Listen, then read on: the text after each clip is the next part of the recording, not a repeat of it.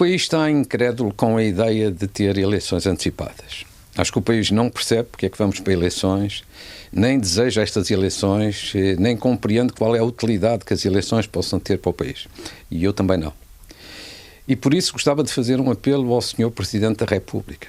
Sei que, porventura, já é difícil ter resultado, mas deve-se tentar, até à última. E o apelo é no sentido que o Sr. Presidente da República possa fazer uma última tentativa, um último esforço para evitar eleições, para garantir a estabilidade.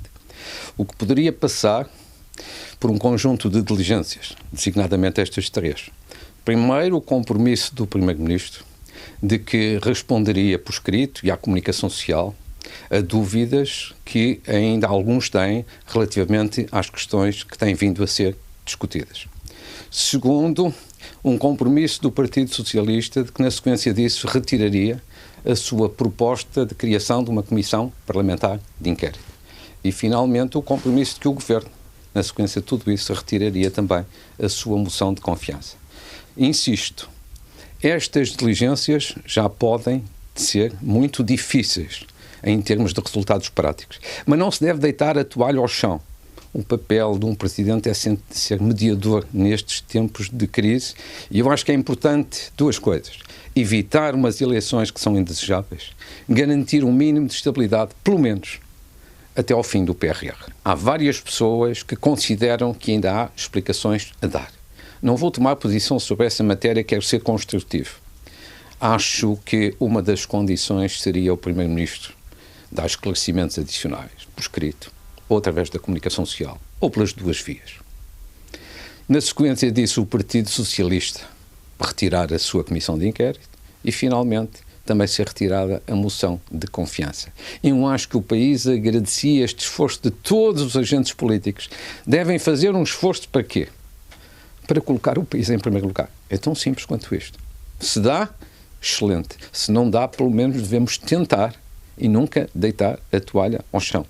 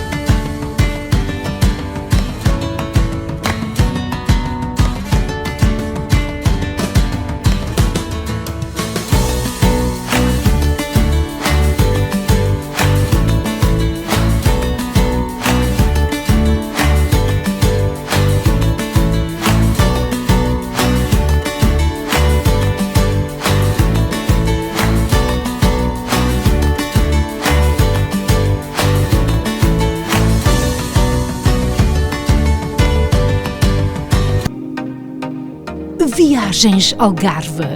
Organiza excursão no outono à França com passagem por Espanha durante 14 dias.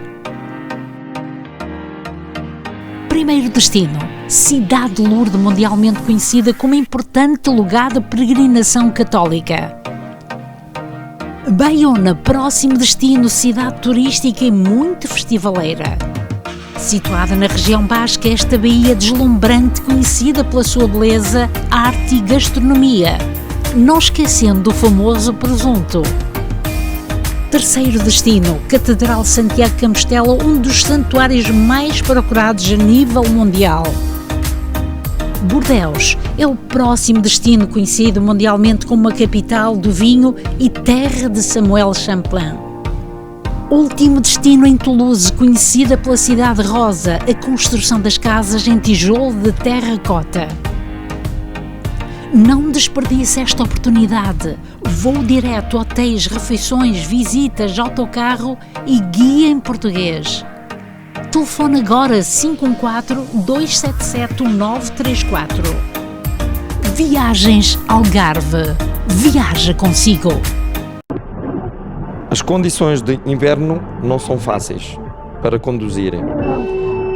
Para poder evitar certos acidentes, a qual lhe podemos ajudar, na Carstar Rosemont passe-nos visitar para uma boa verificação da condição dos pneus, a qual vendemos também novos e usados, pode evitar um acidente. Inspeções de mecânica, bate-chapas e pintura, também um grandioso serviço estético. Não hesite em nos contactar ao 514-279-7224 e estamos situados no 5757 Avenida Papineau. Intermarché Universal, há 50 anos no centro da comunidade. Grande frescura de frutas e legumes, especialista no corte de carne, enchidos da casa, queijos de Portugal, o maior supermercado português no Quebec e mais completo em produtos portugueses. Intermarché Universal, ao serviço dos portugueses desde 1968, situado na Montreal e canto com o Colonial.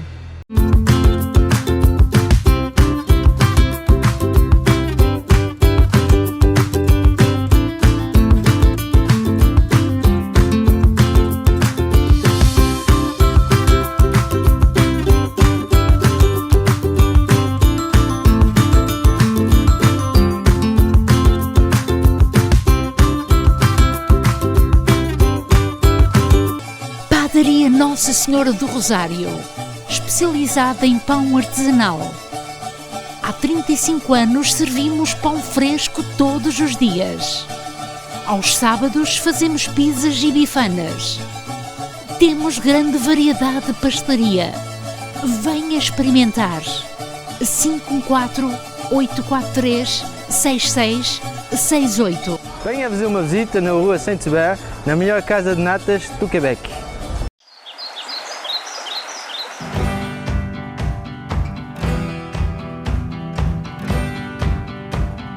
Chegou a hora de agarrares o momento. Dá aquele salto, brinda com amigos e desconhecidos. Segue o teu instinto. Gatão, vinho branco, agora em lata. Imagina o lugar mais belo do mundo. 9 ilhas nascidas no mar imenso pela força do fogo e moldadas pela habilidade única da natureza. Há décadas que temos o orgulho de sobrevoar este paraíso natural. Hoje continuamos a deslumbrar-nos com a magia que nos envolve. É esta a natureza que nos inspira a ser uma porta de entrada digna deste nosso destino de sonho. Por falar em sonho, o nosso, transportar-vos para lugares mágicos.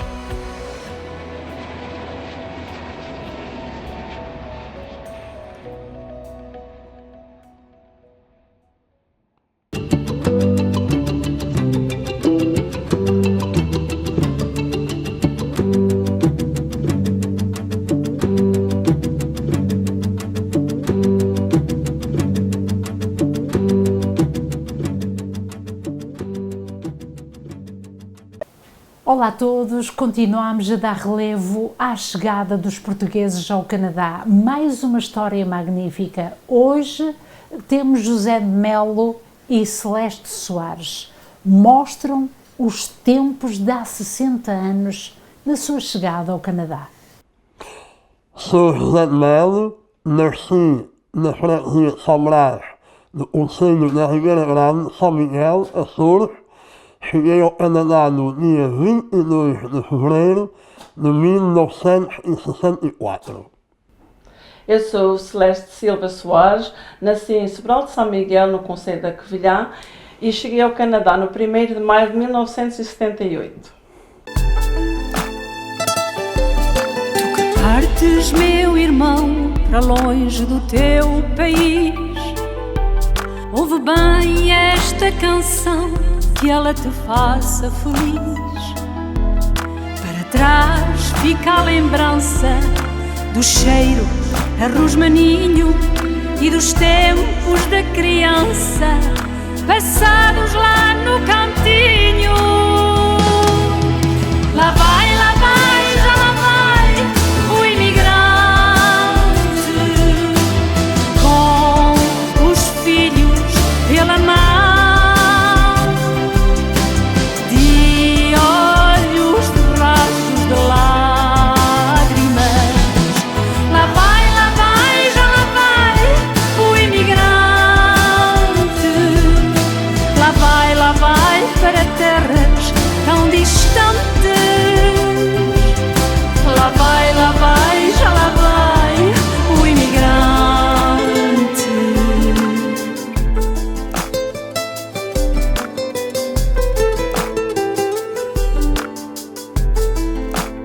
Semelo e Celeste, obrigada de nos acolher e saber a história de vida que têm no Canadá. Obrigada. Muito obrigado e o prazer é todo nosso de vestir na nossa casa. Então o senhor chegou em que ano, Semelo? Olha, eu cheguei no mês de fevereiro de 1964. Tinha 8 anos. 60 anos de Canadá. 60 anos de Canadá fez no 22 de fevereiro que passou.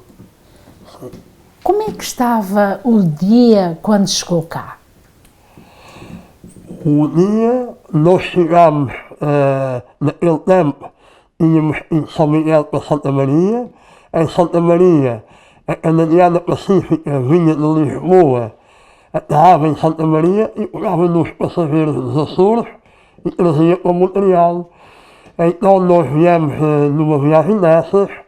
É claro, a primeira vez que nós apanhámos o avião foi na SATA. Era uma SATA que só veio a minha família, mais 2 pessoas. Para você ver o tamanho do avião.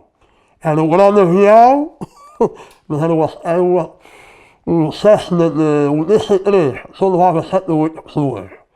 Não levava mais nada. Depois, quando tivemos 2 dias em Santa Maria, o tempo em São Miguel era inverno. Então a gente tinha que ir mais cedo para não perder o voo de Lisboa, Santa Maria, Montreal, porque era só uma vez por semana. E então ficámos 2 dias ou 3 dias em Santa Maria, depois o avião chegou à noite e eu vi aquele grande barulho, nunca tinha visto barulho igual. Eu vi lá, já era de noite, eu vi só vi umas luzes, mas quando o avião se aproximou, eu cheguei para o meu pai e disse: pai, como é que a gente vai no avião tão grande? Como é que ele vai voar? Como é que ele vai... E o meu pai disse: meu filho, se ele chegou cá, também vamos chegar lá ao Canadá. Pronto, para mim foi uma experiência, pronto, também só tinha 8 anos, né? Mas foi uma experiência boa. Quando entramos no avião, aquela grande nave de avião que era um DC-8. Não é como os aviões dois que são muito largos, mais curtos, ele era mais estreito, mas tinha um comprimento de 3 ou 4 autocarros, não é? Pronto, chegámos ao Canadá, chegámos a Montreal às 11h30 da noite, na hora daqui. Tinha 2 dias em Montreal. Era em Dorval. Em Dorval, tinha 2 dias em Montreal, foram-nos esperar no aeroporto, trouxeram-nos para a sua casa para a gente descansar a noite. Porque ou seja, no mesmo dia, no domingo de manhã, apanhávamos o avião para Vancouver. Então diga-me, esse dia era frio ou como é que estava a temperatura? Eu vim de calças curtas, as minhas irmãs também vieram de saias curtas, um casaquinho de malha, porque o tempo em Vancouver é mais ou menos como os Açores, não é tão rigoroso como aqui no Quebec. Só no domingo, é claro, nunca tinha visto neve na minha vida. A gente sai do aeroporto para apanhar o táxi para vir para a casa da minha tia. E tinha senão, e disse à minha mãe: olha tanto açúcar na rua. Passando, mas não era açúcar, era a neve, né? Pronto, no dia de manhã, viemos para o aeroporto outra vez e fomos com rumo a Vancouver. Parámos em Toronto, fizemos escala em Toronto, o Winnipeg, e depois fomos para Vancouver. Chegámos a Vancouver, era 10h30, 11h da manhã. Estava um lindo sol, calor, não é calor, mas o parar o frio que a gente tinha deixado em Montreal, era mais ou menos como São Miguel, um sol quente, e os meus tios, que são os 3 irmãos da minha mãe, estavam lá à nossa espera. Mas os meus primos, foi um dia de alegria, né? De alegria para nós, talvez para os meus pais, os meus tios. Mas para mim, a alegria era e não era. Eu tinha deixado os meus amigos atrás, tinha deixado Já custa, não custa. O meu, ela, se o grande tocador, do avô. ela me deu a paixão. E os meus primos, Pois isso. Mas o tempo, a escola e tal assim, mas nós estranhamos mais, por isso a vida não era fácil naquele tempo. O meu pai Porquê que vocês decidiram emigrar? Olha, eu sei mais por causa de mim. Porque, como sabem, eu nasci com o lábio aberto, sem ser da boca, por isso a minha fala é assim um pouco mais. É diferente. E o meu pai, eu era para Lisboa para ser operado. E o doutor estava em São Miguel e disse ao meu pai, se tens família na América ou no Canadá, era melhor o moço fosse para o estrangeiro, eles lá têm mais equipamento, mais avançados que aqui em Portugal. O meu pai tinha os irmãos e a irmã iam no Canadá, escreveu e eles fizeram a carta chamada. Então nós viemos e foi em Vancouver e fui operado. E aquela fotografia foi a primeira fotografia que eu tirei no Canadá. Eu de facto tinha 8 anos, já tinha sido operado. Quando eu cheguei à escola, o meu tio foi comigo para me apresentar ao diretor da escola e o diretor, quando me viu, ele disse ao meu tio, olha, ele vai para a escola, mas ele tem que ser operado o mais breve possível. Em Vancouver? Em Vancouver. Ele disse ao meu tio, as crianças, como a gente sabe, podem fazer o que nele, ele pode não gostar, pode se revoltar, e não é certo as crianças fazer o que nele, e assim foi. Mas eu fiquei assim, não sabia a língua, era só português, não é? Quando eu entrei na classe, as crianças todas olham para mim, me fosse, sei lá. Diferente. E pronto, não levou 3 semanas, tivemos uma chamada do hospital, primeiro o doutor, tudo fui. Em menos de um mês, eu fiquei louco operado. Depois voltei à escola, e quando eu entrei na classe novamente, a professora já sabia. E eles levantaram-se todos, ela mais os alunos levantaram-se e deram palmas, uma salva de palmas a mim, que já estava mais... Estava mais composto. Mais composto. Pronto, mas o que nos custou também foi, a gente era uma família unida, e a minha mãe, à noite, ela rezava o terço. Como todas as famílias antigamente rezavam. E eu, mas ela ao meio, eu ao lado, minha irmã mais novinha, e eu ao lado. A gente rezava o terço, mas o meu pai não estava. O meu pai saía, ao domingo à tarde, apanhava o comboio, para uma cidade que ficava a 4 horas de Vancouver. Eu trabalhava nas linhas de ferro. E só vinha ao sábado de manhã. Portanto, a gente estava em casa dos meus tios, não é? Eu tinha uma casa grande e tudo. Mas a ausência do nosso pai para nós mexer com nós. A gente estava habituado. Então vocês o Semel encontrava o seu pai de quanto em quanto tempo? Ele vinha ao fim de semana, ele vinha ao sábado de manhã e no domingo à tarde já tinha ido embora. E o meu pai tinha asma. E o clima lá em cima não se deu bem com ele. Ele foi ao doutor e o doutor disse, olha, o melhor era se você tivesse família, mudasse para o oeste do Canadá. Ou seja, para Ontário ou Quebec. Não tinha família. Como as minhas tias tinham, estavam aqui, o meu pai, aí já não vinha avião, veio comboio. O meu pai, coitadinho, estava a pagar as passagens, os meus tios ajudaram, mas eu estava a pagar as passagens aos meus tios, não é? E eu vim de avião outra vez de Vancouver, era mais uma despesa, enquanto no comboio era menos da metade do preço. E o meu pai veio então no comboio, à nossa frente, e começou-se a sentir bem. Então ligou para a minha mãe e disse, olha, eu me senti bem, vais vir para baixo com os miúdos e a gente vai fazer vida cá no Quebec. E assim foi. Também fomos de comboio. Partimos lá, eu lembro-me como fosse ontem, no domingo às 6 da tarde, ou seja, 9 horas da noite aqui, chegámos ao Bonaventura na quarta-feira seguinte, às 3 da tarde. E o comboio só parava em certas cidades para carregar passageiros. Foi uma aventura bonita, mas também triste, porque a gente já tinha amigos. E também deixámos os nossos tios A minha mãe chorava muito. Olha, e quem está a chorar é a Celeste. Oh, deixa-me só, permita-me 2 segundos, Celeste. Já vamos conversar consigo, mas quando ouve a história do seu marido, faz mal, não faz? Dói, não dói? Depois, nesse encontro que vocês tiveram, vai-me contar se falaram disto tudo. Seu Melo, teve pena de deixar os seus amigos em Vancouver? Sim, também já tinha amigos. Na escola, não é? Sim, a gente também íamos à igreja de Nossa Senhora de Fátima. É a paróquia, a igreja de Nossa Senhora de Fátima. Já naquele tempo, tínhamos a igreja portuguesa em Vancouver. É isso que eu acho a pena, porque para onde eu já fui, já tenho viajado muito no Canadá e nos Estados Unidos.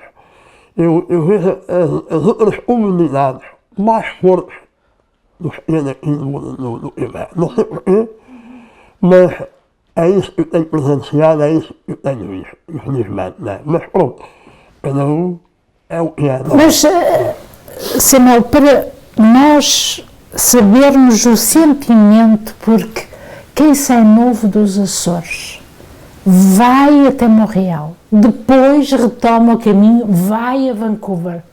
Vancouver está há quanto tempo?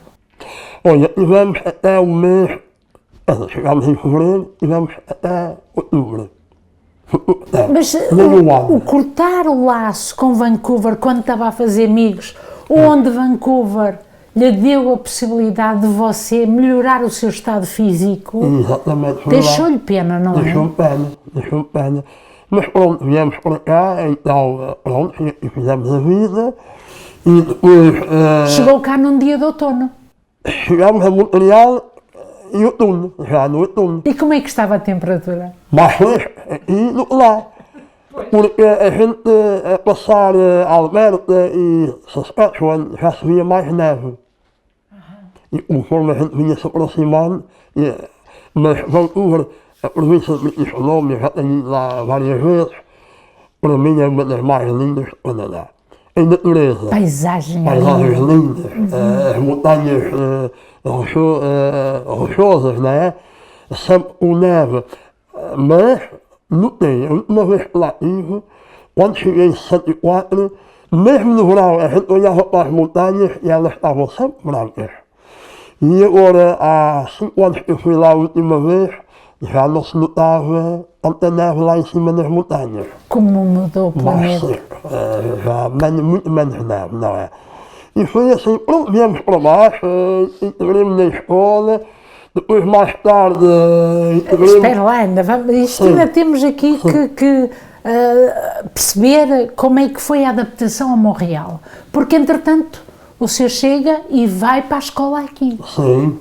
Qual era a sua escola? Olha, a minha escola foi no Neus, a nossa igreja de Santa Cruz. Bem. Não estão os apartamentos, aquela parte mais velha, ao lado da igreja. Isso era a escola do, vamos a ver, do rapaz. E a outra ao lado era a escola das meninas, das raparigas. Como é que era nesse tempo a escola? Era bom. Em inglês? Era em inglês, porque naquele tempo era mais... Não existia igreja? Não, nem pensar nisso. A igreja só foi... Depois compraram aquilo, não é? A igreja foi inaugurada, se não estou em erro, em 1986. Se não estou em erro, não quero enganar. Mas a nossa igreja de Santa Cruz foi inaugurada no ano de 86, se não estou em erro. Então o senhor vai para a escola e a uma dada altura começa a trabalhar? Ou terminou, foi até quando? A vida era dura, não era? O meu sonho era ser piloto. Era o quê? Piloto de avião. Bem. Era o meu sonho. Mas como eu era o mais velho da família, e nas famílias açorianas, naquele tempo, pois não, mas naquele tempo, infelizmente, eu admirava mais as famílias portuguesas do continente dos Açores. Porquê? Vieram para cá, fizeram o sacrifício, mas queriam que os seus filhos fossem para a escola até o último. Até mais tarde. Cidade. Já os açorianos, os meus pais tinham aquela mentalidade mais não era retrasada, mas mais antiga, os filhos tinham que Outra maneira de pensar. Sim, os filhos tinham que trabalhar para ajudar a família. Lá nos Açores era assim. Nos Açores, eu sei, não passei por lá, vim para aqui com 8 anos, mas eu sei, a mocidade naquele tempo, amava a terceira ou quarta classe, e eu logo trabalhar para a agricultura, para as vacas, coisas assim. E, não, ela, imigração açoriana, veio para cá e veio com a mesma mentalidade. Os filhos tinham, mas a minha mãe era uma mulher doente. Exatamente, era aí que eu ia chegar. Como é que era na casa? Nascer mais 2 filhos à minha mãe, éramos 3, e depois ficámos com 5. E o meu pai era sozinho a trabalhar.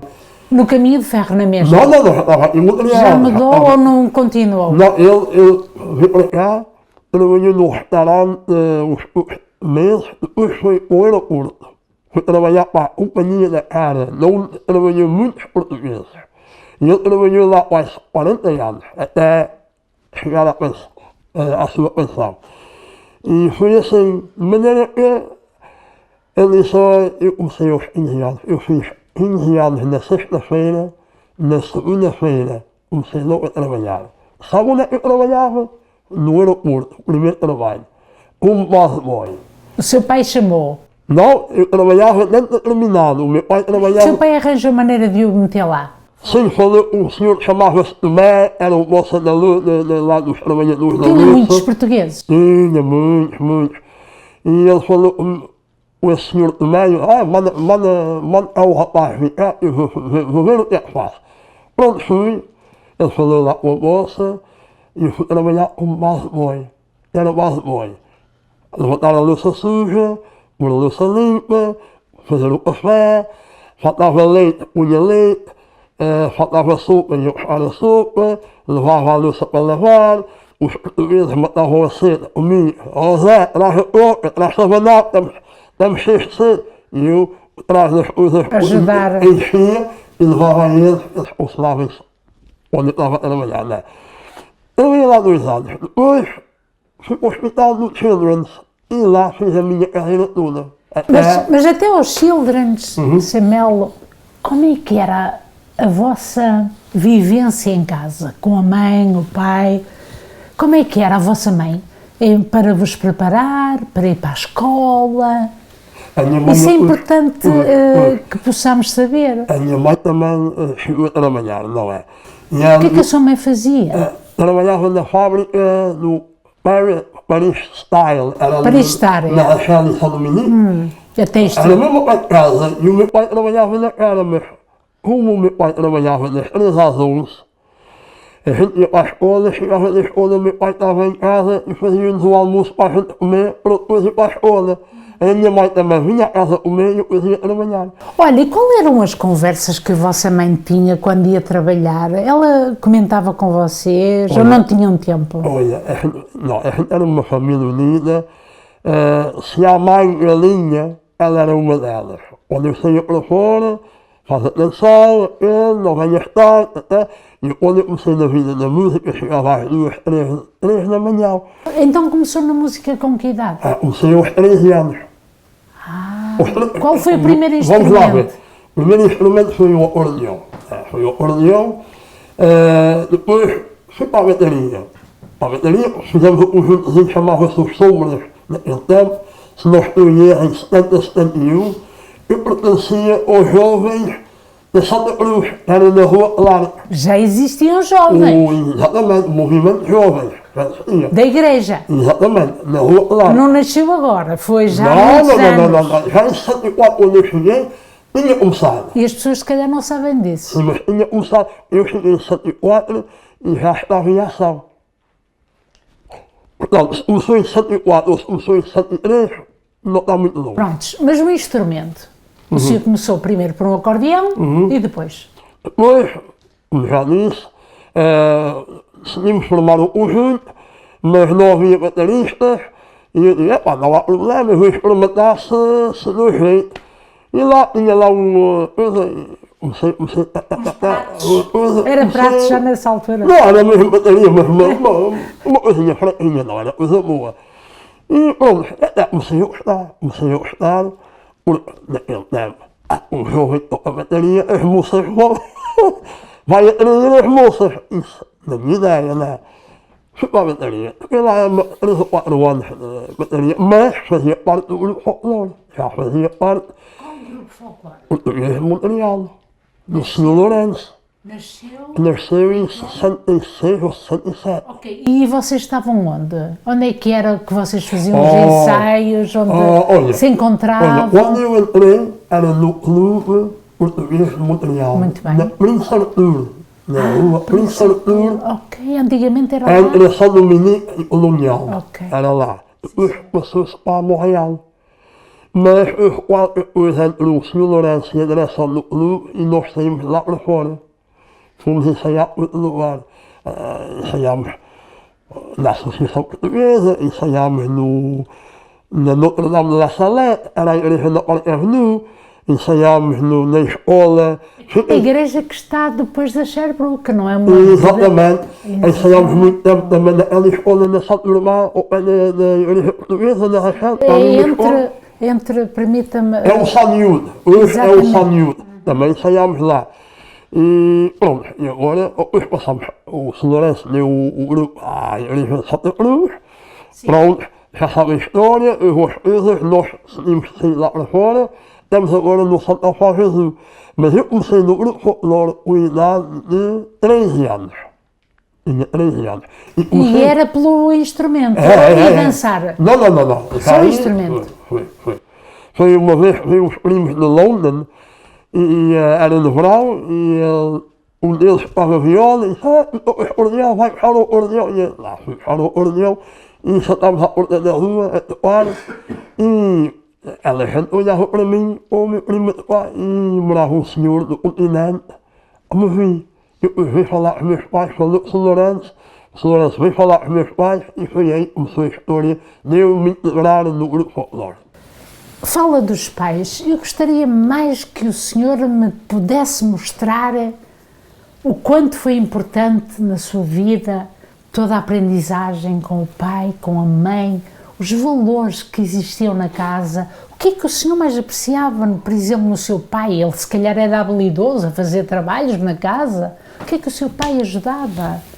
O meu pai, para mim, foi um professor. É uma referência para si? Embora não tivesse escola, para mim foi mais um professor da vida. Eu comparava lá às vezes com Jesus. Jesus falava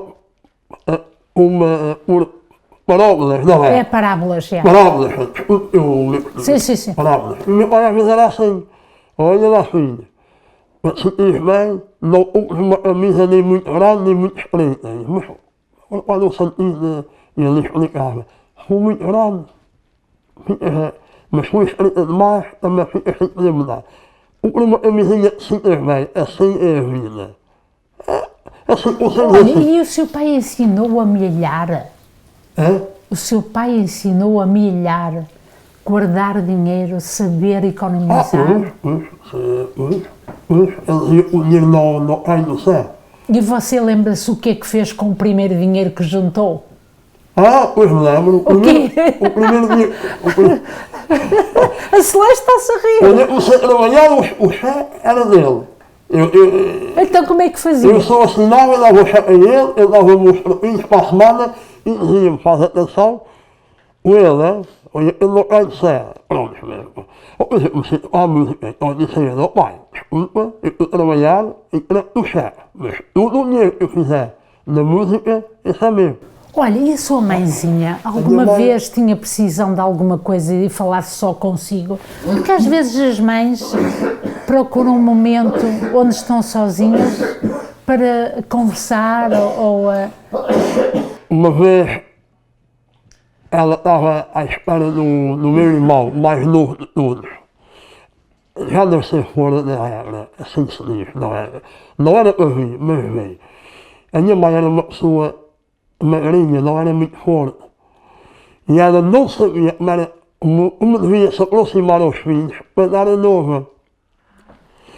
Mas eu, era rapazinho, já tinha 14 para 15 anos, já compreendia, eu reparei que a minha mãe estava a mudar. Estava de bebê. Mas eu nunca me cheguei para ela, Mas eu via nela, ela queria falar, mas tinha receio. E até chegou um dia, eu disse assim, mas ela não quer falar, eu vou deixar à vontade. Mas um dia eu tinha assim coragem de smile. Eu sei que você está a mudar, já não sou bebê nenhum, eu sei a mãe está à espera de criança. E ela começou a chorar. E você acha que esse momento foi importante para si? Foi muito, não foi? Eu só disse assim, olha, seja menino, seja menina, venha com a graça de Deus e venha com saúde. O resto vai criar como nós criamos também. Ela tinha medo do mundo ou era medo de não conseguir criá-lo, porque ela era uma pessoa doente? Ela já tinha perdido 2 filhos, mais nova. A minha mãe era muito fraca. Perdeu 2 filhos um atrás do outro, lá nos Açores. E a minha irmã que nasceu cá, foram 2 que nasceram cá. Essa menina também precisou de muita atenção, até que ficou no hospital. Ela nasceu no hospital pequenino, ali no Carré São Luís, e ela foi passar os tinhos, naquelas gaiolazinhas, né? Levam as crianças, a nossa vida cá, e levou a passar os tinhos, e a miúda teve que fazer uma transfusão de sangue. Mas a menina sobreviveu, e hoje é uma mulher com 57 anos. E o meu irmão, que é mais novo, nasceu em 71, vai fazer, já fez, 53 anos. Os senhores tiveram alguma vez precisão, porque a vida não é fácil, ao começo, precisão de dinheiro, que tivessem que pedir ajuda? Não, a única ajuda que a gente tivemos naquele tempo, assim, e eu falo por mim, na minha família, mas também havia outras famílias, era assim, para que não custasse muito caro, havia 2 famílias que viviam na mesma casa. Antigamente era assim? Eu, meus pais, meus irmãos, vivemos uma tia minha e um tio meu. O seu menino, ainda também nasci naquela época. Porque estava-se a água ao meio, estava-se a luz ao meio, portanto, às vezes pagar tudo só, e a gente levava uma casa maiorzinha, com mais quartos, e a gente sentia-se à vontade, e era muito mais barato. Era nessas economias, podia-se economizar, mas também, não se ganhava muito, mas também naquele tempo, você com $20 ia à mercearia e trazia tudo para casa, para a semana, não é? Uma caixa de cerveja era $2, $3, sei lá, a gente gasta hoje com $200 ou $300, naquele tempo era Dava para muito, não é? Dava mais. Olha, e as condições das casas, Sr. Melo? As condições das casas? Eram difíceis? Eu posso contar uma história. Conta à vontade. Eu vivi numa casa ali na São Dominique, acima da Rachel, mesmo lá acima dos bombeiros. E a casa era a óleo, aquecia a óleo. Onde é mais ou menos o Loureiro hoje em dia? Sim. Sítio. Ali na São Dominique, acima da Rachel. Tínhamos uma fornalha, daquelas assim, no meio do corredor, e os canos assim de 8 polegadas saíam da fornalha, iam na casa fora. E lá aquecia a casa. Um dia de janeiro, muito frio, estava menos 15 ou menos 20. Eu chego da escola com as minhas irmãs, a minha mãe estava a trabalhar, o meu pai já tinha ido para o trabalho, e a casa fria. Eu levanto a coisa da fornalha e a fornalha apagada. O meu pai tinha-me dito, quando isso aconteceu, tinha uma coisinha embaixo, a gente fazia assim com o pé e entrava o óleo. E depois tu largas o palito, deixas o palito cair, e o palito, quando chegar lá abaixo, acende a fornalha. Olha, Conceição, faço uma vez, ai, espada, toma, outro palito, outra vez, nada, toma, a terceira vez. Eu perto de mim, eu levo o palito, mas agora eu faço assim o palito, saía vento, e o vento apagava o palito. Então o que eu faço? Eu vou assim devagarinho e meto a cara no buraco da fornalha e pum! Fiquei com as francinhas todas queimadas, o cabelo tudo encaracolado e a cara toda preta. Os irmãos Assustaram-se. Agora a rir. E estava tudo preto. Acharam graça. As francinhas pretas, o cabelo tudo. Mas a fornalha começa a queimar, já tinha muito olho. E começa a fazer um barulho esquisito. E você ficou assustado? Já estava assustado mesmo. Ela já estava. Era um barulho fora do normal. E o cano já estava a ficar vermelho. Encarnado, o cano. E eu pego no casaco e fui para a caserna dos bombeiros, era mesmo ao lado, e chamei, eles vieram cá. Vieram lá. Dá-me toalhas frias, toalhas com água. E eu pego nas toalhas e meto em cima da fornalha. Para abafar o cano. A minha mãe chega. Punha as mãos à cabeça, passando, estava a fogo na casa. O governo disse, não, madame, se carrega, e qual o problema? Se fica assim, não, tudo carrega. Eu depois expliquei a ela, e ela, ai meu Deus. Ficou preocupada. Se espera fogo, a gente ficava sem nada naquele tempo. Era difícil. E muita gente não tinha seguro, era mais economia, mas era um risco. Olha, e amigos? Criou amigos no seu tempo de juventude ou de escola? Olha, Tem sempre uma pessoa que nos marca. apesar de tudo, mesmo com a condição que eu tinha física, nunca me faltou amigos, tanto no sexo masculino como no sexo feminino. Exatamente. Amigos, eu tinha amizade a eles por muitos anos, depois a gente casa, a gente faz a sua vida, eles fazem a sua vida, nós formamos a nossa família, eles formam a sua. Quando a gente se vê pelas festas, a gente abraça-se, fala-se, a gente gosta de conversar com eles, como é que vais, como não vais. Eu sou simples, eu gosto de toda a gente. Eu gosto de me dar bem com todos. Se há amigos que me marcaram, eu posso dizer que houve uma pessoa que me marcou muito na minha vida. E não ser meu pai, mas apoiou-me sempre e teve-me sempre ao seu lado. O Sr. Lourenço. O Sr. Lourenço. E a outra E também. a mulherzinha, e a sua mulher. Eu era como um filho para eles e eles também para mim eram quase como pais. Foram o meu pai e a minha mãe, não é? E os amigos que me marcaram na vida, não é? Nunca tive nada com ninguém. Acho que também nunca ninguém teve nada comigo, não é? Portanto, amigos não me faltam, ainda hoje a amizade é por todo lado. É sempre. É constante. Pronto, sou conhecida por muita gente por causa da vida que eu tive musicalmente, não é? Andei no folclore, ainda ando no grupo folclore, faço parte do centro da Ajuda, gosto das minhas modinhas, de vez em quando meto-me no Facebook, as pessoas gostem, pronto. E assim vai-se passando a vida. Olha, o que não vai passar é esse instrumento. Vai passar só quando eu morrer. Não, porque o senhor tem um laço que não esquece.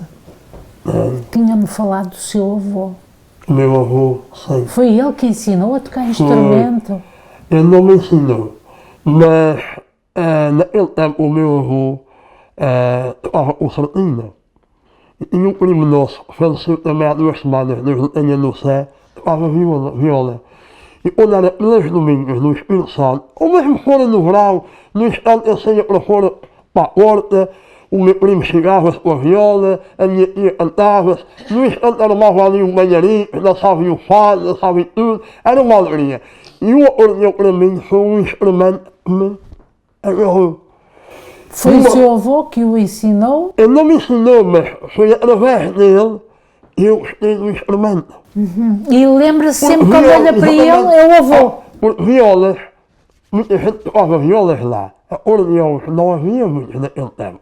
Hoje já, mas naquele tempo. Se eu fosse na ilha de São Miguel, nos anos 60, se houvesse uns 4 ou 5 que tocassem o acordeão, já era muito. E o meu avô era um deles. Não é? Ele, muito bem que ele ia para as freguesias ali de roda, com as inspirações das outras freguesias, claro, não é? Só ele me deu a caixa. E uma vez, eu fui à casa dele, e ele tinha o acordeão lá na cadeira no seu quarto, a concertina. eu aprendi com 7 anos eu vou ao quarto, e pego no orelhão, mexe, não, porra, mas você vai fazer barulho? E a minha avó vai, põe o orelhão, tu vai deixar aí, pode partir o orelhão até eu vou. E o meu avô, nessa altura, veio entrar na porta presente. E vira-se meu avô para a minha avó. Barulho é esse que estás a fazer para aí? Aí ele está e o meu avô veio. Disse, Zé, gostas do orelhão? Disse, gosto, avô. Não vais deixar aí o orelhão só, vais? Não, avô. Quando quiseres tocar, pega nele. Qual foi a maior tristeza que o senhor teve até hoje? Ele foi o primeiro que se foi embora. Para mim foi um dia triste. Marcou muito. Se pudesse voltar atrás no tempo, o que é que o senhor faria por esse homem? Fazia tudo. Eu quando ia lá, eu ia de vez em quando. Eu também venho ao Canadá fazer o visita aos filhos. Esteve aqui, esteve em Vancouver, esteve na América, também tenho filhos na América. Mas ele dizia assim, hein? Não traz mais nada, mas traz-me o ex-Filadélfia. Gostava de ex-Filadélfia, é aquele ex-bravo, sabe? Ele era cabreiro, tinha cabras. E a minha avó fazia ex para vender. E alguns para casa. Mas o ex dele, ele não comia fresco. Ele deixava o ex 5, 6 semanas. Quando o ex ficava amarelo, aí ele comia o ex. Ele gostava do ex curado. Tinha que estar curado. Só quando ele veio ao Canadá, a minha mãe tinha sempre esse ex em casa. A minha mãe fez uma toalha a ele, e ele gostou imenso. Olha, vocês quando foram lá, não levem mais nada, levem desse. Só quando a gente ia lá, ele levava sempre queijinho, 2, 3, 4 queijos, não é? Ele consolava-se tudo. E também tinha. A primeira vez que eu fui lá em 71, já tocava bem. Fomos para as Furnas, passaram o dia para as Furnas. E nesse dia havia a festa da Ribeira Quente, que é a festa de São Paulo. E foi uma excursão de caminhonete. E chegamos às Furnas, lá tinha o acordeão, o meu primo também tinha também tocava bem, o meu primo a viola, começámos a tocar a música do Roberto Carlos, coisa assim. A gente era só, mas onde é que vê esse miúdo? Eu tinha 11 anos, ela lá tinha 16 anos. O moço com 16 anos a tocar a música dessa maneira, e o meu avô todo ali, contente, alegre, meu neto. Aí assim, onde é que é? Somras, está no Canadá, está no Canadá. Está no Canadá. Pronto, eu tanto era orgulhoso dele, como ele era orgulhoso de mim. Um dia triste também, foi com ele. Eu estava à nossa festa, mas tinha que estar no Canadá, tal data, e houve um problema qualquer e os aviões fizeram solidariedade, greve. A SATA ia estar para a solidariedade à SATA e não havia avião para o Canadá. Eu tinha que estar no Canadá, pronto. No momento que desenrola a coisa, eu vou a Punta Delgada marcar a passagem, pensando eu, um fim de semana da nossa festa de São Brás. Eu queria ir na segunda ou na terça, ao menos para passar o sábado e o domingo com os meus avós. E eu disse, não, este é domingo.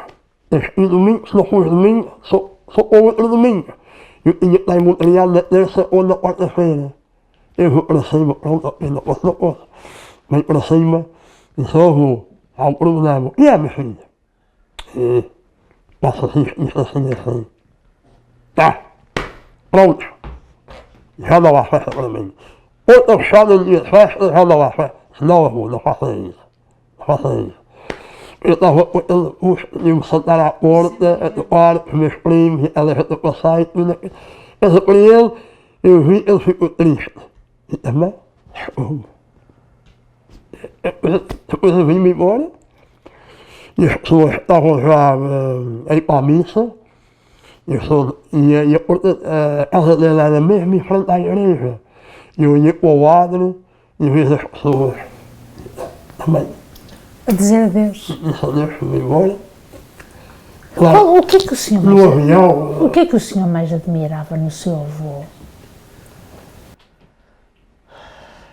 humilde. Ele era muito humilde. Gostava de tudo. Tirava da sua boca, mandava só não tinha. E o senhor alguma vez fez isso a alguma pessoa que chegou ao Canadá e precisou?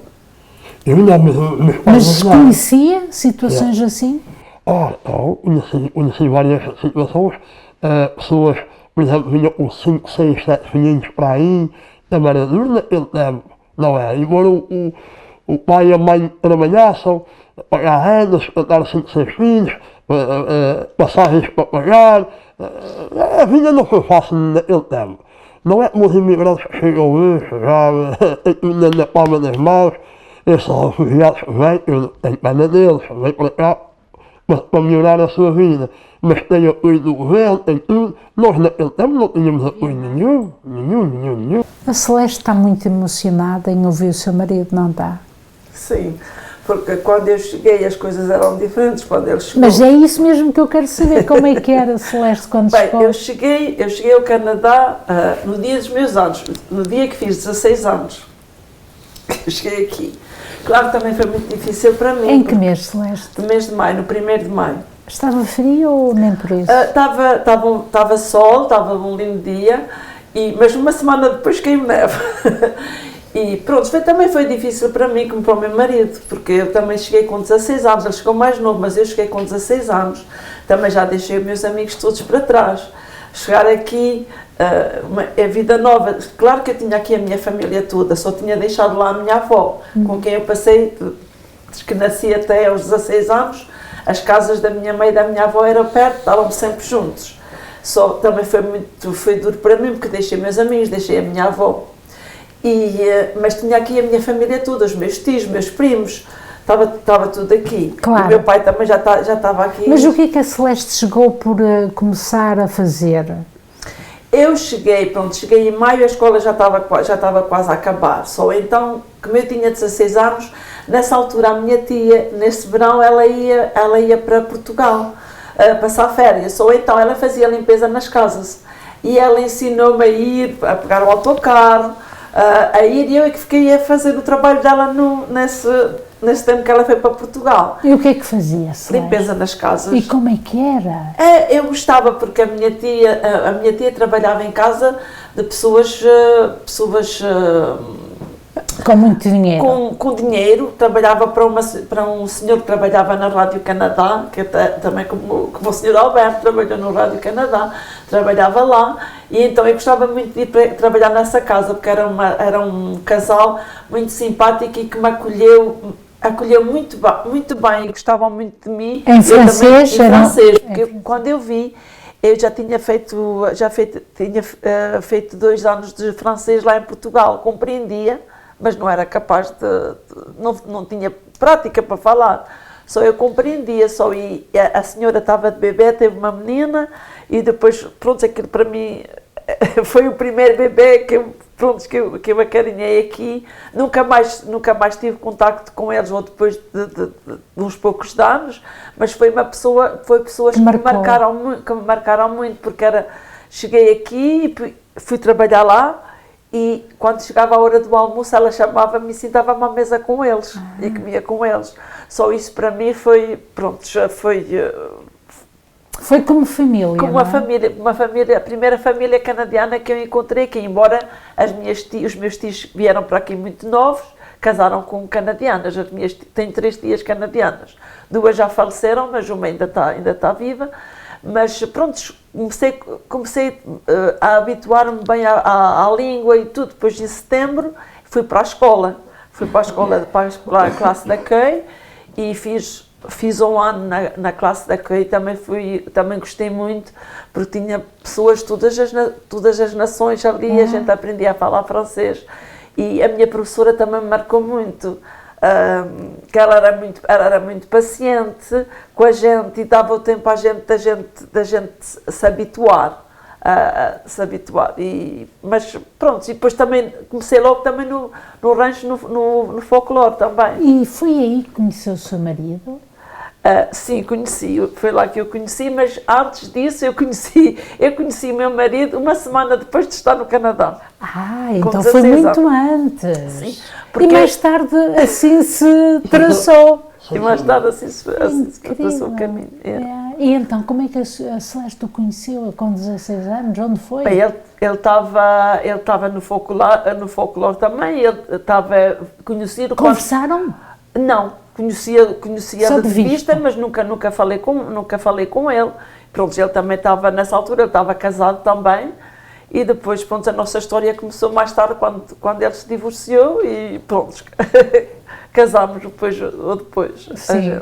Celeste, entretanto, a Celeste tem a sua família, não é? Porque assim o foi. E o que é que a Celeste mais gostava? Porque para ficar no Canadá tinha que gostar de alguma coisa que aprendesse. O que é que mais apreciava, Celeste? O que mais me fez, como é que é dizer, o meu pai e a minha mãe estavam casados e o meu pai esteve sempre no estrangeiro, estava na França e depois da França veio para aqui. Então ele foi dos primeiros imigrantes a sair do país, nessa altura? Bem, em que ano foi isso? Eu não sei, por causa que talvez no ano que eu nasci, ou o ano antes, em 62 ou 61, ele foi para a França e teve uns anos na França. Foi assalto?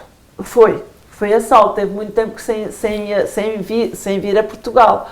Ou depois, pronto, ele vinha a Portugal, eu mais a minha irmã do meio, somos 3 irmãs, eu mais a do meio, a gente só tem 16 meses de diferença. Da outra já é mais, tenho 4 anos a mais que ela. E então, depois meu pai estava na França, os meus tios estavam todos aqui, e os meus tios decidiram de trazê-lo para aqui. Mas o meu pai não sabia ler e escrever, era difícil para o pôr legal. Só o meu pai teve aqui 10 anos sem ir a Portugal porque não estava legal. Estava clandestino. E então, pronto, depois ele ficou legal quando houve aquela, não é uma revolução, mas foi quando o Pierre Laporte, quando houve aquela revolução aqui, quando o Pierre Laporte morreu, depois deram amnistia a muitas pessoas que estavam aqui. E o meu pai ficou legal nessa altura. Nessa temporada. Nessa altura. E depois, então, os meus tios começaram a dizer ao meu pai, pronto, que era tempo para a gente vir para aqui. Mas eu tive 10 anos sem ver o meu pai. Celeste, como é que era nesse tempo em que o seu pai não tinha papéis? Bem, andava como fugido. Porque um dia podia estar aqui, outro dia estar ali. Ok, ele viveu sempre com os meus tios. Mas pronto, no trabalho era difícil porque havia pessoas aqui com certeza que davam trabalho a essas pessoas. Ainda há, hoje já vem mais com contratos de trabalho, naquela altura era diferente. Foi difícil para ele, era difícil para nós, porque estávamos lá sozinhos, por exemplo. Eu não me lembro, até aos 16 anos vir para aqui, eu não me lembro de viver verdadeiramente com o meu pai, porque o meu pai estava na França, ia a Portugal, estava lá um mês, depois ia para a França, depois veio para aqui, foi 10 anos. O meu coisa de vir para aqui era porque eu nunca tinha tido uma vida de família com um pai e com uma mãe. A minha mãe, eu digo hoje, a minha mãe foi pai e mãe para nós, para mim e para as minhas irmãs. E as recordações do seu pai? As recordações do meu pai, pronto, tenho recordações boas, tenho recordações menos boas, mas pronto, o meu pai, naquilo que ele podia, ele foi um bom pai. Por exemplo, a fazer o quê? Ou a dizer alguma coisa que Celeste pronto, acha eu tinha aquele sonho de vir para aqui e termos uma vida de família. Infelizmente depois, 2 anos depois, meus pais separaram-se, porque, pronto, meu pai tinha estado muito tempo aqui, a gente tinha tido muito tempo lá, as coisas eram diferentes e, pronto, eu penso que para ele nós éramos ainda crianças pequeninas que ele tinha deixado e as coisas não marcharam muito, e depois a gente estava na escola e começou problemas com a gente, e na escola tinha um professor que era português, e pronto, as professoras automaticamente viram que havia ali uma coisa que não marchava bem. E então... foi um tempo difícil, não é? Foi um tempo difícil, e pronto, eu depois então foi um assistente social, começou a andar com a gente, com nós, com o meu pai, para ver se as coisas melhoravam. Depois teve uma certa altura que pronto, as coisas não melhoravam, e então a minha mãe separou-se do meu pai. E ela sofreu bastante. Vinha de fazer 18 anos, pronto, cheguei com 16 e aos 18 anos encontrei-me, pronto, a minha mãe e o meu pai, um de um lado, outro do outro. E também foi assim, nessa altura comecei a trabalhar para ajudar a minha mãe. Exato. E trabalhava, Celeste, continuou a fazer aquilo que fazia no passado ou já era diferente? Bem, eu cheguei aqui, andei um ano na escola e depois comecei a trabalhar numa fábrica. Comecei a trabalhar numa fábrica ali no Via Montreal e eu gostava muito de trabalhar lá, que era uma fábrica que tinha sindicato e uma fábrica de cabedal, faziam carteiras, cintos e malas de viagem. Comecei a trabalhar aí, trabalhei 2 anos lá, e depois houve uma falta de trabalho e pronto, eu fui para a chômage. E tinha uma prima minha que trabalhava num hotel, e ela disse: tu és em casa, tu queres ir trabalhar para o hotel? E eu disse: posso ir experimentar? E fui fazer a aplicação no hotel, e o moça disse: tu queres ficar a trabalhar já? E eu disse: bem, posso experimentar. E então, pronto, comecei a trabalhar lá e trabalhei no hotel 39 anos, até pegar a minha reforma. Uhum. E qual era, Celeste, o que mais era importante na vossa família? Porque a uma dada altura é preciso ter filhos. Quantos filhos a Celeste tem? Tenho uma filha. Tem uma filha. E nessa altura a Celeste queria incutir valores à sua filha. Sim. E o que é que a Celeste mais se preocupava? O que eu mais me preocupava é que eu queria, pronto, que ela fosse pronto, uma menina que tivesse o que eu não tive. Amor de pai e de mãe presente sempre na sua vida. Claro que eu tive sempre a minha mãe ao meu lado. A minha mãe para mim é uma guerreira. Uma guerreira. E o meu pai depois, mais tarde, também a gente veio se aproximar muito, aproximei muito do meu pai. Já estava casada com o meu marido quando comecei-me a aproximar mais do meu pai, e pronto, mas a minha filha queria lhe dar os valores de família, os valores que a gente tinha, que os pais, os avós são muito importantes, a família, e pronto, e a cultura, Celeste? A nossa cultura. Ela foi à escola? Ela não chegou a ir à escola, mas ela começou também a dançar no rancho e a integrar-se. O problema dela não ir à escola é porque a Alexandra, quando começou a escola, ela tem dislexia. Mas era uma dislexia muito como é que dizer, severa. E então, para ela era muito fazer a escola, o francês, e fazer o português. A ir à escola portuguesa era muito. E então a gente decidimos não a pôr na escola portuguesa, mas nós em casa sempre falámos português. Tanto com o pai, como comigo, com os avós, com as minhas irmãs, com a minha mãe, ela sempre falou português. Fala português com sotaque açoriano, como eu também já falo com um bocadinho mais açoriano, mas fala muito bem português, fala inglês, fala francês, e pronto, e também com os irmãos, porque quando eu casei com o Joe, com o Melo, ele tinha 2 filhos. Tinha o Marco, que tinha 8 anos quando eu casei, e tinha a Cristina, que tinha 13 anos quando eu casei com ele. E então, pronto, depois a gente casámos, e 2 anos depois nasceu a Alexandra. Foi uma alegria para a gente todos, e para os irmãos também, que eu digo que se não são filhos são filhos do mesmo pai, não são filhos da mesma mãe, mas são irmãos como se fossem, e para mim são como se fossem meus filhos também. Celeste, e relativo à cultura, os seus filhos quiseram fazer aquilo que era o princípio vosso, o folclore, como o Samuel há bocadinho estava a falar. Ele foi também para a Associação de Anjuque, já vamos falar com ele sobre isso. Sim, pronto, eles, a festas portuguesas, eles vão, quando a gente vai, eles também vão com a gente, e pronto, eu digo que é um bocadinho mais difícil porque não casaram com português, casaram com quebecois, é mais difícil, eles vão, mas já é mais aquela Mas coisa a Celeste tem medo que eles percam a língua? Não. Talvez os meus netinhos são pequeninos ainda, eu falo em português, eles compreendem tudo.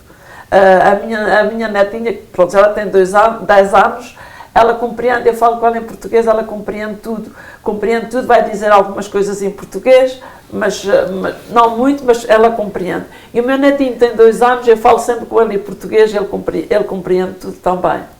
Samuel, a Celeste conta também aqui com muito sentimento aquilo que foi a chegada. E o senhor, com isto, conheceu uma mulher maravilhosa, não é? Olha, costuma-se dizer, Deus fecha uma porta e abre 2 ou 3. Aconteceu na minha vida, como acontece a muita gente. Pronto, a minha ex, pronto, não vou entrar no assunto, mas melhor alma do que a Celeste não podia encontrar. Pessoa linda, ela é linda. Ela é linda, além de ser linda, é tudo quanto é bom. Mas ela disse, tanto gosto dos meus filhos como gosto da sua filha. Mas o que é que mais apreciou nela? O que é que mais apreciou nela? A sinceridade dela, a bondade dela. E a qualidade de mulher? Qualidade. Eu posso dizer, mesmo com tudo o que me aconteceu no outro casamento, até a opção também não tem nada a falar da outra. Muito boa mãe, também foi minha companheira, foi boa mulher, pronto, chegou a altura, ela seguia naquele, pronto, ficamos ali um bocadinho rivais, um contra o outro, é normal. Com licença, costuma-se dizer que o amor às vezes torna-se em ódio. O meu não se tornou em ódio, foi em dor, porque eu não pensava que acontecesse. Mas, graças a Deus, os netinhos, ou seja, os meus netos e os netos da minha ex, trouxeram-nos mais união. Porque a gente agora vê-se nas festas dos garotos, ou se a minha filha convida eles, a gente fala-se, já não há aquela rivalidade, não há aquele... Não, a gente sente-se bem, a Celeste sente-se bem também com eles, o marido dela também sente-se bem conosco, portanto, assim fossem todos os casais, assim, começou com a Celeste e com a minha ex e com o seu marido. Não tocar lá no telefone, olha, como é que estás, como não estás, não. Mas quando a gente se encontra em festa de família... Então a relação tornou-se mais calma e houve um Natal que tudo tornou-se diferente. Sim, bem, já há muito tempo já se tornou tudo mais calmo. Quando nasceu a minha primeira neta, já vai fazer 21 anos, a minha filha estava um pouco com ansiedade. Era batizado, era a festa de anos, eu disse ao Senhor, nem assim, olha, ouvidas do pai, ouvidas da tua mãe. E veja o que acontece.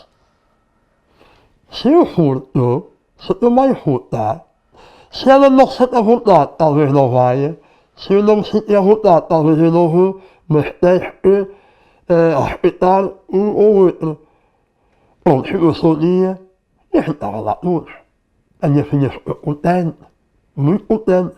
A minha filha já viu os pais na mesma festa e a partir desse dia, pronto, há anos nas netas, mesmo da minha filha, tal, e como eu estava a dizer, o Natal, o meu filho veio lá de cima para baixo passar connosco, e já fazia 5 ou 6 anos que não passávamos o Natal com os meus filhos todos. E e fomos o funeral uma semana antes do Natal, ou 2 semanas antes do Natal. E ela também estava lá. E começámos a falar, foi na igreja, começámos a falar, o Marco vai vir, tal. E o que é que tu fazes na noite de Natal, e disse, olha, na noite de Natal, a Alexandra vai para a casa da sogra, eu vou ficar em casa sozinho com a Celeste. E ela, não vais. Ela, você vai à minha casa, o Marco está aí embaixo, a Cristina, tudo, você vai para a minha casa. E depois eu disse a ela, e o que é que tu fazes no dia de festa? E sabe, no dia de festa estou em casa, mas a minha comadre é viúva. Então, se não quer, eu fico em casa sozinho. Na véspera de Natal, vocês também não vão ficar em casa sozinhos no Natal. Também vem para baixo e vamos passar o Natal juntos. E assim foi. Passámos o Natal todos juntos. Foi uma alegria com os meus filhos e eles disseram, obrigado pai. Já há anos a gente não passava o Natal todos juntos. Isso para mim é o que conta. Para mim a felicidade é essa, é família. Águas passadas não moem moinhos. Costuma-se dizer, pessoa e água, não volta mais. E a nossa vida é igual. Eu não percebo porque haver rancor ou mal em famílias, irmãos que não se falam com irmãos ou pais. Não sei, isso para mim não dá. Para mim, a minha mãe sempre dizia, vocês não tenham desgosto nenhum de algum dia um de vocês ficar mal com ele. Não isso aconteceu. Éramos uma família unida. E o dia que me mais marcou foi os 2 dias que o meu pai e a minha mãe deixaram esse mundo. Foram 2 dias bem tristes na minha vida. Foi eles que me deram a vida e tiveram que nos deixar. Mas eu também agradeço a Deus, vendo a situação deles e como passaram deste mundo para o outro, foi uma maravilha para eles e para nós. Não falta gente está nesses hospitais ou no CSLD à espera da hora de ir embora e pronto, sem amor de ninguém, pois assim passa-se um pouco com a minha sogra, a mãe da Celeste, mas ainda a mãe da Celeste tem uma consolação que as filhas vão lá 2, 3 vezes por semana, ela nunca está sozinha, né? Mas se for ver a situação de uns e a situação que se passou com os meus pais, eu só tenho a agradecer a Deus. E eu espero de um dia, quando ele me chamar, fosse da mesma maneira. Uma boa família. Uma boa família, yeah. Foi uma família, meus pais só nos transmitiram o bom senso, a muita paixão, o amor, tudo é positivo e nada de negativo. E está preocupado com o mundo que temos hoje? Estou muito preocupado, não por mim, a minha vida, ou seja, a minha caminhada neste mundo, já está mais para o fim que ele. Eu tenho pena dos meus netos, das gerações que vão vir, pois o turmoil anda no mundo, essas guerras, o clima está a mudar, essa coisa toda. Não sei, eu às vezes digo assim, meu Deus, é que tu não dás uma volta a esse mundo, é que tu não... mas pronto, isso eu para ajudar, não é? Se isto está a acontecer da maneira que está a acontecer, é por alguma razão. O planeta está em transformação. O planeta está doente. O nosso planeta está doente. E também temos que culpar muito os homens, porque o planeta está doente. E sobretudo, também é pena, mas o homem é egoísta. Porque se o homem pensasse 2 vezes, está aqui só caminhada. Para que conflitos, para que guerras? Eu até digo, para que fronteiras? Somos todos humanos. O planeta tem riqueza suficiente para toda a gente poder viver bem. Mas as pessoas também não respeitam a natureza. Pois, é o egoísmo, é o dinheiro. Os que são ricos ficam mais ricos, os que são pobres mais pobres ficam. Classe média, podemos dizer que somos nós. Olha, está a enfraquecer. Enquanto pai, quais foram os valores que o senhor acha que eram importantes os seus filhos terem? Eu disse ao meu filho, ele é rapaz, e quando ele começou a namorar uma namoradinha, eu só disse a ele, olha lá filho, não faças às filhas dos outros o que não queres façam às tuas irmãs. eu disse a ele, nunca me venha ninguém à porta fazer este dia. Esse dia vai ser mau para ti. Nunca isso aconteceu. Mas acha que foi a tempo para lhe mostrar isso? Sim. Ele era rapazinho, tinha os seus 16, 17 anos. Quando o rapaz começa a ver as raparigas e começa a gostar delas, e ele disse assim, se não és que faças dos teus irmãos, não faças também das filhas. Olha, e a preocupação do ensinamento dos jovens de hoje, acha que é igual? Olha, mas eu ia dizer, naquele tempo havia mais respeito, mais moral. Os pais falavam muitas vezes, nem era preciso a gente olhar, bastava só olhar os olhos do meu pai, eu já sabia o que ele queria dizer e era melhor. Hoje não, a mocidade hoje, os jovens hoje, não quero dizer que seja todos, mas infelizmente só, como se diz em francês, só les rois. Já não há respeito nas classes da escola. Os professores têm medo deles. Não podem dizer nada, não podem tocar na mãozinha, porque senão é o diabo. Não, para mim, no meu ver, não está bem. Quando uma criança começa a impedir um profissional ou uma pessoa que está responsável pela sua educação, ela pessoa está com medo de agir com as crianças, não é normal. Acha que os governos também são responsáveis disso? Pois são. O governo, primeiro, eu acho que o governo é como um pai de família. O governo, para ser um bom governo, tem que ser como um pai de família. Eu, como pai de família, eu quero ver os meus meios, meus filhos bem, minha mulher bem, tudo. Eu vou fazer sacrifícios, se for preciso, para manter a coisa. E o governo deve fazer a mesma coisa. Claro, a gente tem que ajudar o próximo, como anda da ajuda das nações que precisam e tudo. Mas quando a gente vê tanta ajuda que o governo faz, eu vou falar numa, quantas famílias andam por aí, eu trabalho num banco alimentar. E eu vejo as famílias que vão lá buscar o que precisam. O chefe não dá para tudo. E quando a gente vê essas famílias que precisam e ajudam, e o governo dá por dinheiro do Olímpico, dos milhares por causa do coisa do Olímpico, eu, para mim, se fosse o governo, eu punha aquilo abaixo, deixava só a tua é o símbolo dos Olímpicos, e fazia ali casas para pessoas, apartamentos para sociais, para pessoas. Não, o governo só olha para si e mais ninguém, não é? E pronto. Mas, Semelo, o senhor é uma pessoa implicada ao nível da cultura, sim, ligado ao folclore, sim, ligado ao Centro Comunitário de Anjua. Sim. Como é que o senhor faz para ir para todo lado? Olha, às vezes eu digo assim, caramba, eu não consigo, olha, o folclore ensaia às sextas-feiras. No centro, há jantares todas as sextas-feiras e aos sábados, quase todos os sábados, ou há uma festa principal ou há uma festa particular, não é? E eu disse, poxa, eu devia me partir ou me colar e me ouvir, não pode ser, não é? Pronto, eu me respondi para a direção e disse, não, olha, eu faço parte do folclore. Vai haver dias que eu não posso vir para aqui. Só eu ensaio uma sexta, vou para o centro a outra. E não sabe.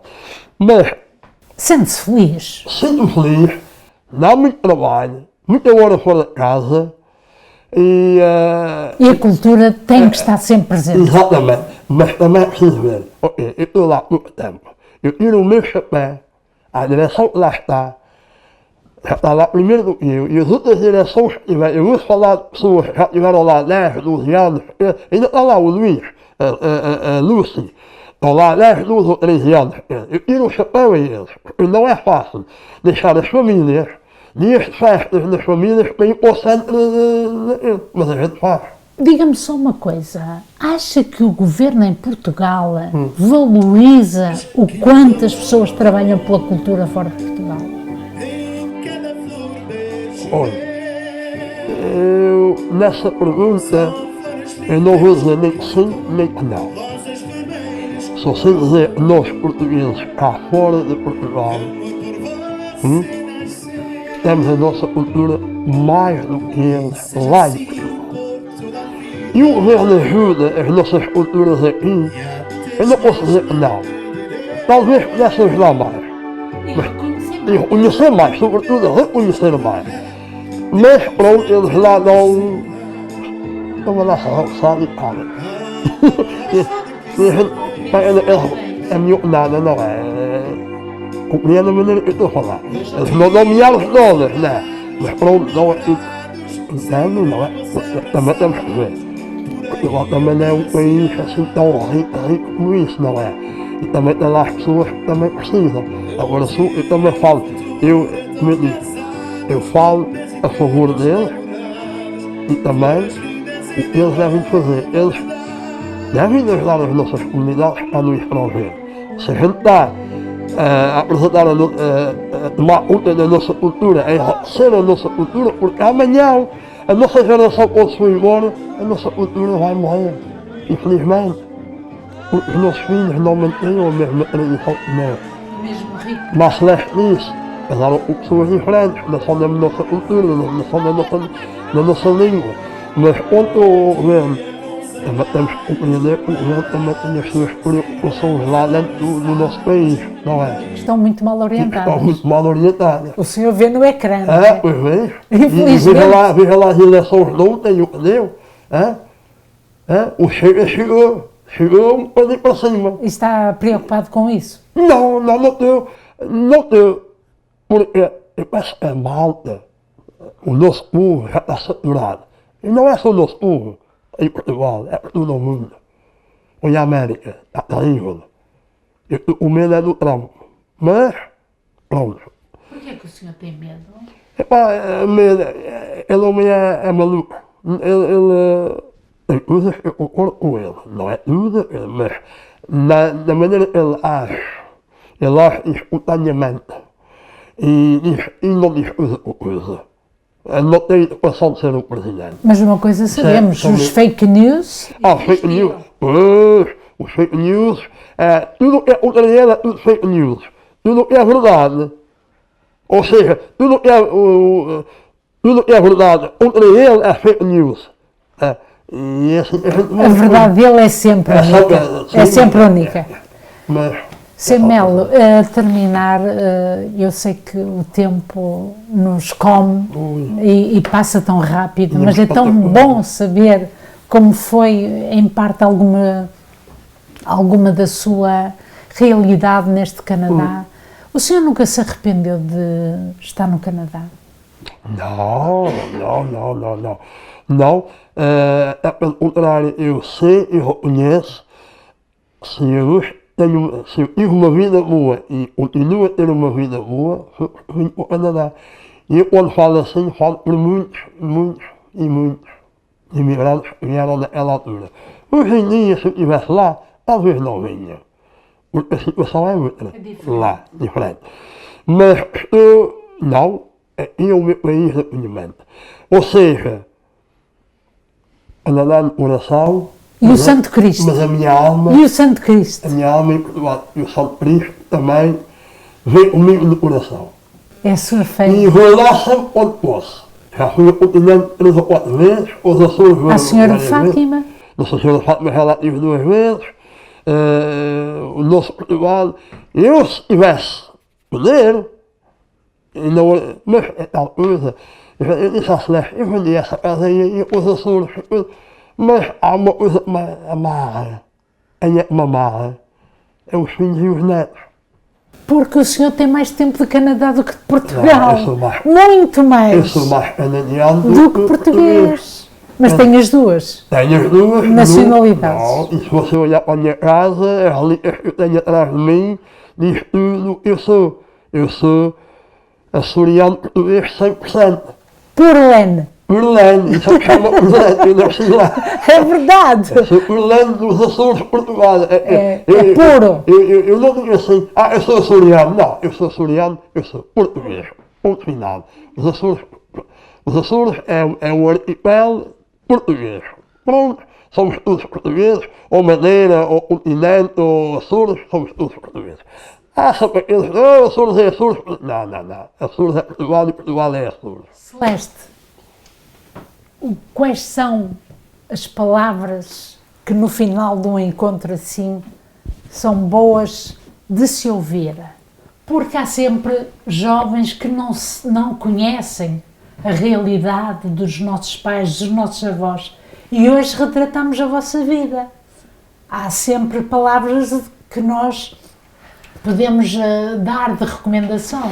Não, eu gostava que os nossos jovens, não só os meus filhos, mas os filhos dos outros portugueses que estão aqui, que continuassem com as nossas tradições, por causa que as nossas tradições são bonitas e ter aquele orgulho, ter aquele orgulho no coração, mesmo se, pronto, eles já são luso-portugueses, porque já nasceram aqui, são filhos de pais portugueses, nasceram aqui, mas que guardem os nossos valores, o nosso amor à pátria, porque eu sei que a minha filha nasceu aqui, mas eu sei que ela adora Portugal, e ela foi a Portugal com a gente, tinha 12 anos, tinha 6 a primeira vez, mas quando fomos ao continente, fizemos Açores e continente nessa altura, ela tinha 12 anos, e quando ela veio, começou a escola logo, e todos os projetos que ela fazia, era tudo sobre Portugal, tudo sobre as coisas que ela tinha visto, porque a gente fomos à Universidade de Coimbra, fomos mostrar coisas que são importantes para os valores dela. Nossos valores e para os valores dela. E tive uma professora que foi a um encontro de pais e que a professora disse, eu nunca vi uma criança, já sou professora há muitos anos, mas nunca vi uma criança que tenha o valor dos seus pais, mesmo se ela nasceu aqui, a sua cultura tão enraizada nela como ela. Portanto, ela vive, casou com o Quebecois, mas ela vive, pronto, ela gosta de música, ela gosta de fado, ela gosta da nossa cultura. Olha, e você morre por Portugal? Sim, Portugal está sempre no meu coração. Adoro Portugal. Não é mais portuguesa que canadiana, ou é?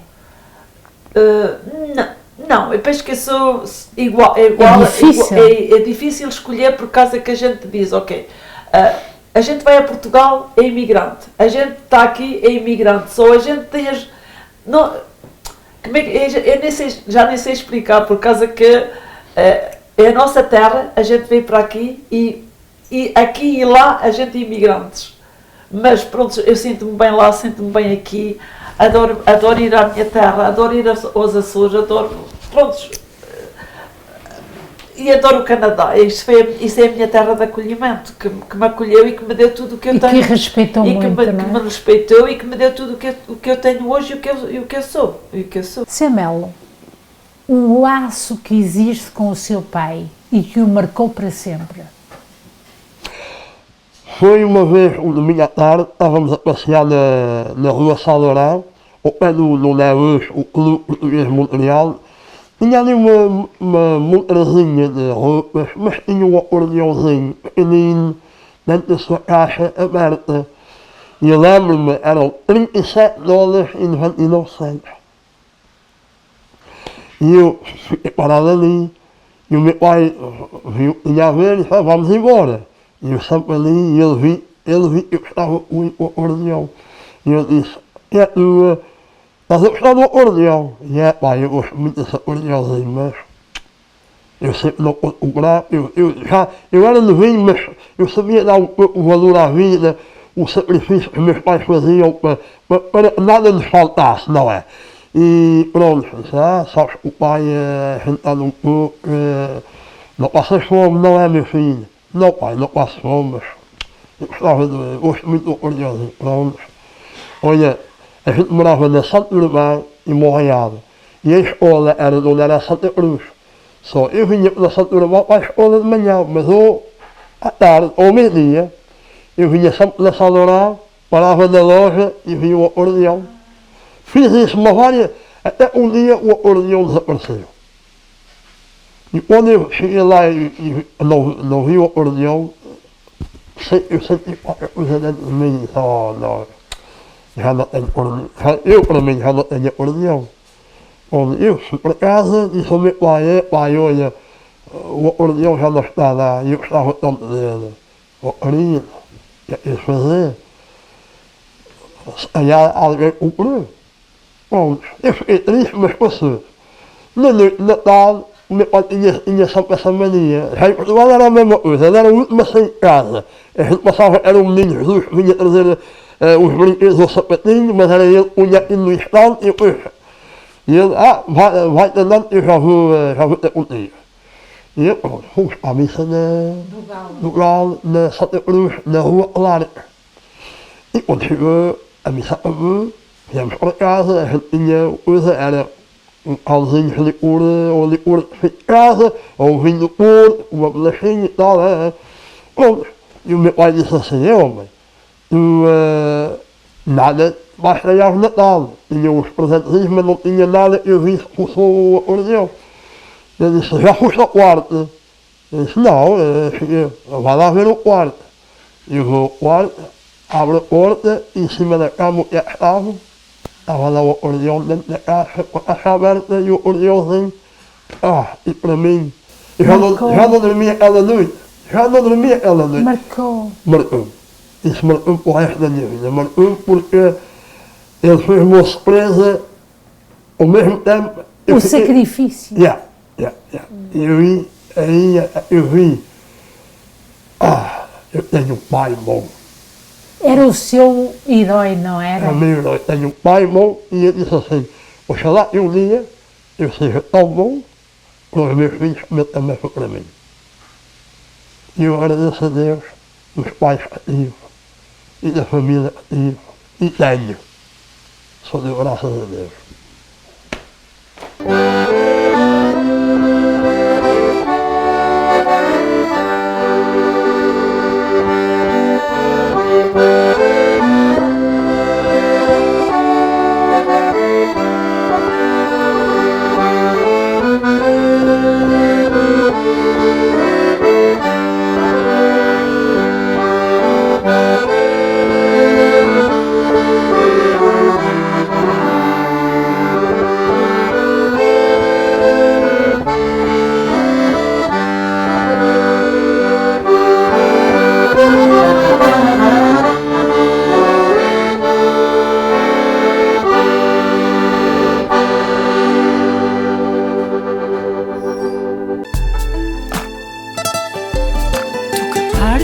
Meu irmão, para longe do teu país, ouve bem esta canção, que ela te faça feliz. Para trás fica a lembrança do cheiro a rosmaninho e dos tempos da criança passados lá no cantinho. Lá vai, já lá vai o imigrante com os filhos pela mão, de olhos de rastros de lágrimas. Lá vai, já lá vai o imigrante. Lá vai para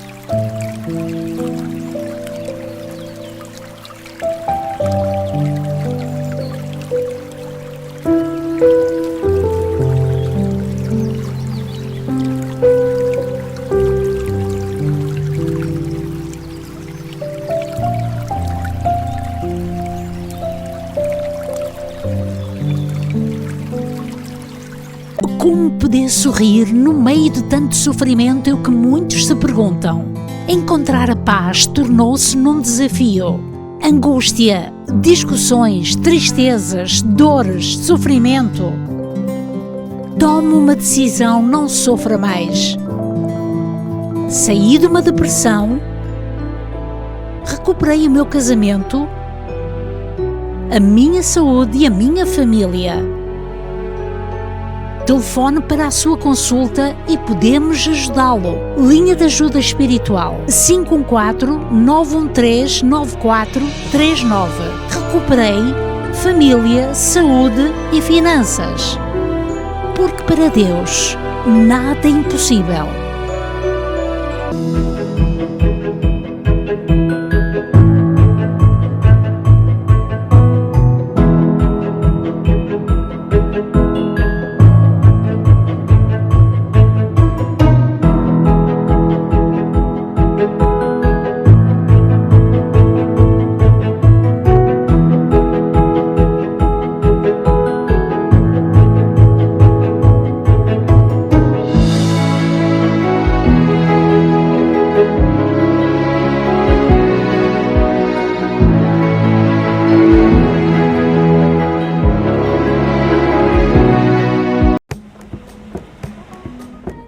Nós, portugueses, somos de abraço.